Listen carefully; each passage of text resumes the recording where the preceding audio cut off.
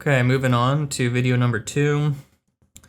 I'm going to, I guess let's just read the rest of this. So next, what we want to do is to add a web server to our environment. The app is written in Python using the web framework called Flask.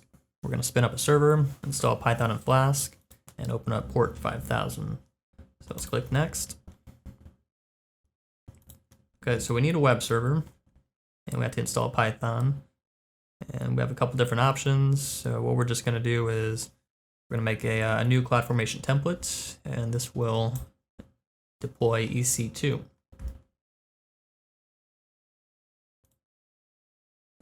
Okay, so scrolling down, Will has another GitHub link.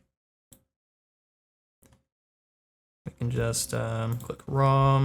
You can copy that, throw that onto your editor. Okay, so I have mine under an EC2 YAML file.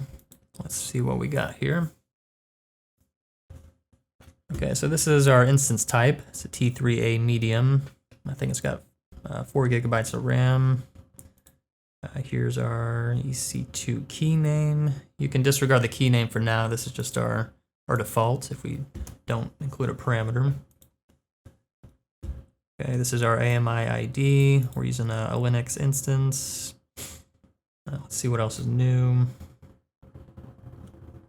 Public subnet A.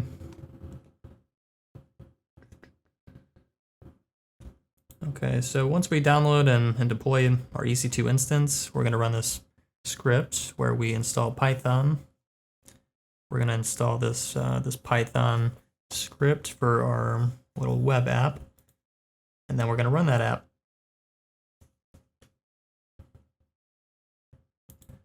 And for our security group, here's our port 5000. We're going to open this up.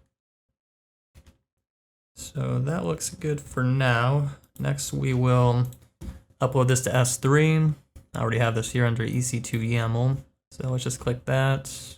Here's our object URL. So, okay, let's go back to Cloud Shell. I'll find my last command. Let's see, AWS CloudFormation create stack. Stack name, let's just call this EC2 tutorial. We need, okay, template URL. Okay, so we want a new URL. Copy that. Paste. And one more thing I wanted to show is, let's say we needed a PEM key. So let's say we wanted to securely access our server through our local terminal. We'll need a PEM key to get into our server. So let's say, let's just duplicate another tab. I'm going to go to EC2.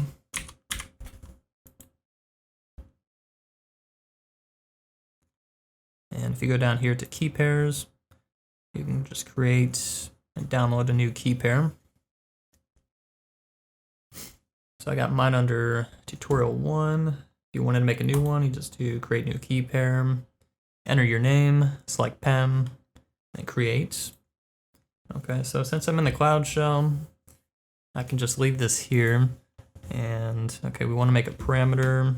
I think if we go down, okay, go down here on Will's website, this will show how to add our PEM key. So we need parameters, parameter key equals key name. Okay, parameter value equals, have this under tutorial 1. Okay, I think that should be right. Okay, so let's give that a shot. Press enter. Gives us a stack ID, no errors. That's a good sign. Going back to CloudFormation, click refresh. EC2 tutorial, create in progress. Okay. That might take a couple more minutes than the last time. Okay, it's completed. So let's go to instances, refresh, and here we go, EC2 website. This is it. Still initializing, so we can't log into our web app yet. But if you scroll down, I'm looking for PEM key pair name. Okay, here we go. So this works. Here's our key pair that we created. I call this tutorial 1. This was where we had our parameter and we typed in our key name. So that worked there.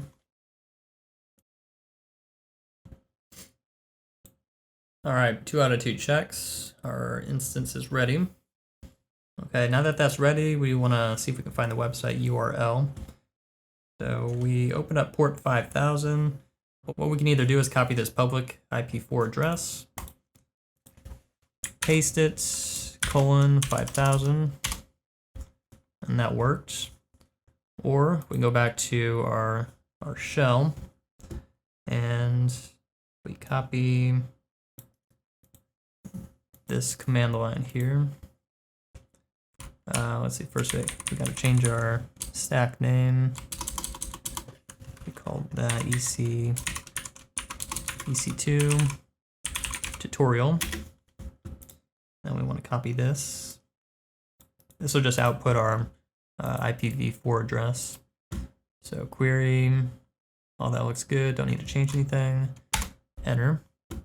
Okay, here you go. This gives us our URL. That's the second option. Okay, so here's our app. And what we can do is, just to test it, we'll upload a CSV file. So choose file.